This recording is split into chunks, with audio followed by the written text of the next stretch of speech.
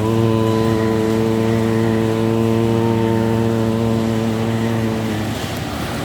ഗുരുനാഥൻ തുണ ചെയ്യുക സന്തതം, തിരുനാമങ്ങൾ നാവിന്മേലെപ്പോഴും.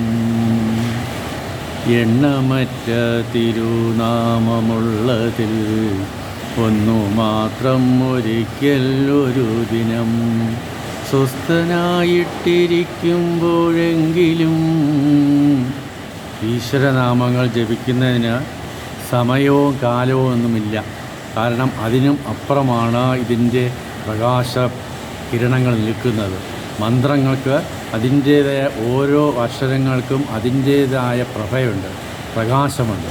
അതാണ് മന്ത്രദേവതയിലേക്ക് കൊണ്ടെത്തിക്കുന്നത്. അപ്പോൾ നമ്മൾ ഇവിടെ ഈ ലോകത്തിലേക്ക് ഒരു വലിയൊരു അതിശയമായിരുന്നു അഭേദാശ്രമത്തിൽ.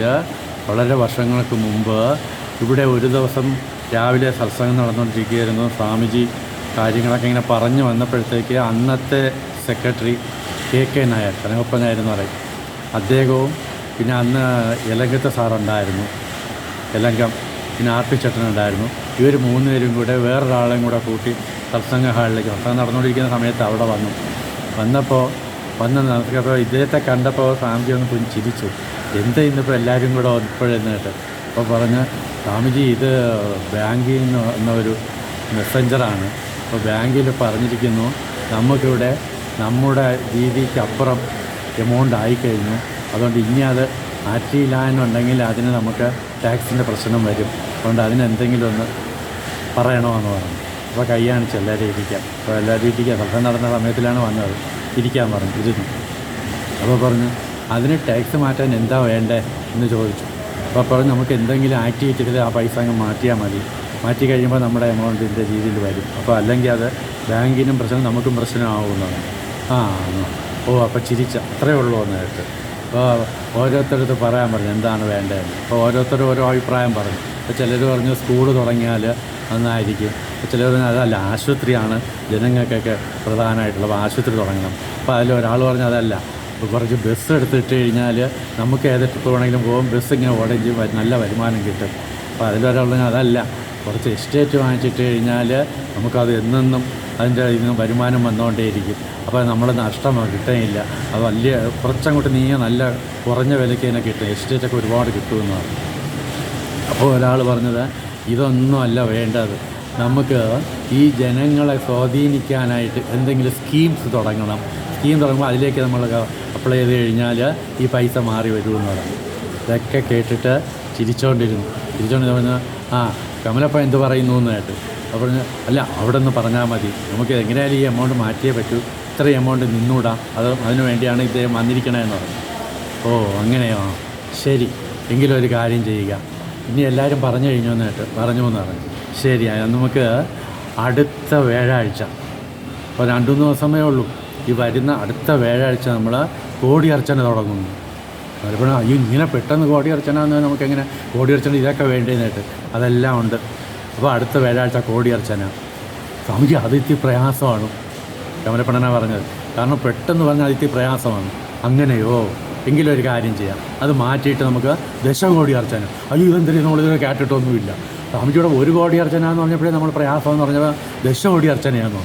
10 കോടി അർച്ചനയാണ്. അപ്പോൾ അത് 1 കോടിയല്ല, 10 കോടി അർച്ചന അടുത്ത വ്യാഴാഴ്ച തുടങ്ങണം, വിളക്കുകളെല്ലാം ശരിയാക്കിയിട്ട് നമുക്ക് തുടങ്ങാം. അയ്യോ ഗുരുനാഥ, ഇതുവരെ നമ്മളാരും കേട്ടിട്ടില്ല, കോടി അർച്ചന കേട്ടിട്ടുള്ളൂ, 10 കോടി അർച്ചന കേട്ടിട്ടില്ല. അപ്പോൾ പറഞ്ഞു ഇതൊക്കെ ആ മഹാത്മാവിൻ്റെ ചിന്തകളാണ്, നമ്മുടെ ചിന്തകളല്ല. ആരാണ് അദ്ദേഹം? മഹാത്മാവെന്ന് പറയുന്നത് ചട്ടമ്പിസ്വാമിയുടെയാണ്. അപ്പോൾ അദ്ദേഹം എഴുതിയ വേദാധികാര നിരൂപണത്തെ അടിസ്ഥാനപ്പെടുത്തിയാണ് ശ്രീകോവിലിനകത്ത് മുഴങ്ങിക്കൊണ്ടിരുന്ന മന്ത്രങ്ങൾ ഇന്ന് ജനങ്ങളുടെ കയ്യിലേക്ക് അഭേദാനന്ദ സ്വാമികൾ കൊണ്ടുവന്നത്. അങ്ങനെ എല്ലാവർക്കും വന്നിരുന്ന് അർച്ചിക്കാനുള്ളൊരു സൗകര്യം കൊടുത്തതും വേദാധികാര നിരൂപണത്തിൻ്റെ ആ ഒരു പ്രകാശമാണ്. അപ്പോൾ അതിൽ നിന്ന് കിട്ടിയ ആ ഒരു എനർജി, ആ ഉണർവ് ലോകത്തിന് നന്മയും ശാന്തിയും പകരണമെങ്കിൽ അർച്ചന കൊണ്ടേ സാധിക്കുള്ളൂ. അതുകൊണ്ട് നമുക്ക് 10 കോടി അർച്ചന. അപ്പോൾ അവരുടെ മുഖമൊക്കെ അങ്ങ് പെട്ടെന്ന് മാറിയപ്പോൾ എലങ്കിത്തെ സാറ് കേട്ടു ഈ 10 കോടി അർച്ചന എന്ന് പറഞ്ഞാലും അപ്പോൾ അതിൻ്റെ രീതിയൊക്കെ ഇനി ഒരുപാട് നമ്മൾ പബ്ലിസിറ്റി അതൊക്കെ കൊടുക്കണ്ടേ.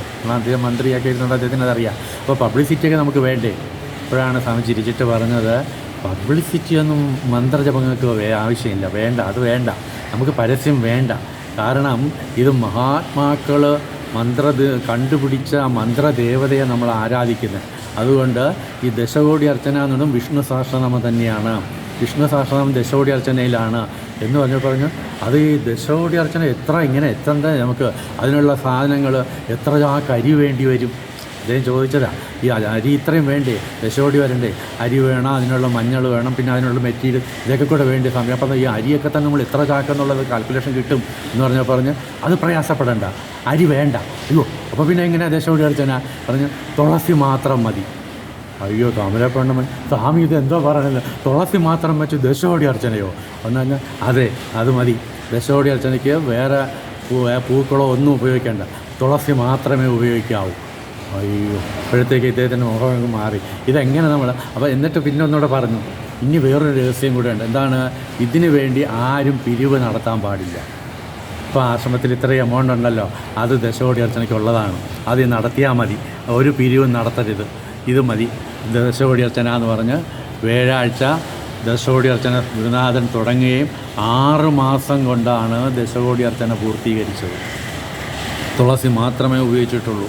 അപ്പോൾ ഇതൊക്കെ ഈ പറയുമാതിരി ഗുരുനാഥൻ്റെ അനുഗ്രഹമാണ്. നമുക്കാകുമ്പോൾ എന്താണ്? ഗുരുനാഥൻ്റെ അനുഗ്രഹമാണ്. അപ്പോൾ ഇങ്ങനെ ആ ചട്ടമ്പിസ്വാമി നേരത്തെ കണ്ടുവച്ചതാണ്.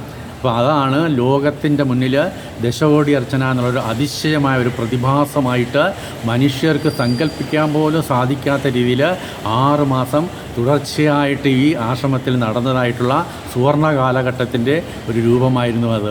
അതുകൊണ്ട് മന്ത്രങ്ങൾ ജപിക്കുന്നതും ഇതും ആശ്രമത്തിൻ്റെ ഒരു പുതുമയായിരുന്നു ദശകോടി അർച്ചന എന്നുള്ളത്. ഇത് സങ്കല്പിക്കാൻ പോലും സാധിക്കില്ലായിരുന്നു. പക്ഷേ അത് പൂർണ്ണമായി നല്ല രീതിയിൽ നടത്തിക്കൊണ്ടുവന്നത് സ്വാമിജിയുടെ ആ ഒരു സങ്കല്പം കൂടെ ഉള്ളതുകൊണ്ടാണ്.